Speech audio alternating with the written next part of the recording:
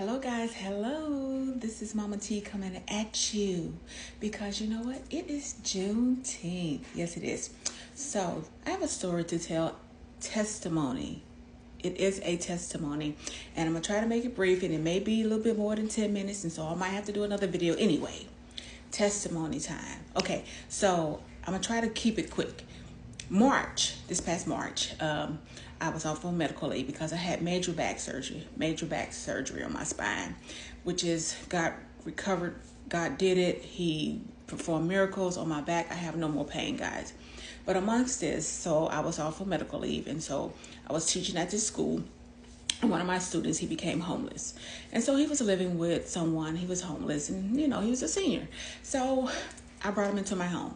He was only supposed to stay with me for 1 week, only 1 week. And so I knew I was going to be home off on medical leave for at least a couple of months, at least until the end of the school year, into May, which was fine. So I was only supposed to keep him in my house 1 week.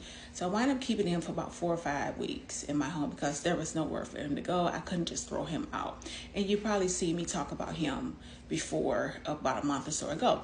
So in the midst of me trying to help him, he didn't have no documentation, no social security card, no birth certificate. He had nothing. He was a senior, he was getting ready to graduate. And Lord, y'all, he didn't know anything. He just did not know nothing. He was never taught anything by his parent. He did not know how to do nothing. And I took on this role because that's just the person who I am. I am that mom to help anybody out. So in the midst of me getting him, getting ready for prom, I got him ready for prom, got him getting ready for graduation. He got a job. People in the community really helped. People helped in the community. So I get this phone call, y'all. From my principal, and I love her to death. And it wasn't her doing, but I love. Okay, sorry about that. I hate when people call when I'm trying to record. But anyway, so I get this phone call from my principal. I love her to death. She said, well, let me just be transparent. The school is going to lay you off. And I was like, okay. And I'm driving when she's telling me this. So the school is laying me off. Budget cuts. And I'm like, wow. And I'm thinking to myself, I'm on medical leave. They couldn't wait till I got off medical leave to lay me off. And, she was all upset. She was crying. And I'm like, no need to cry. But then, the funny thing is, I didn't get mad.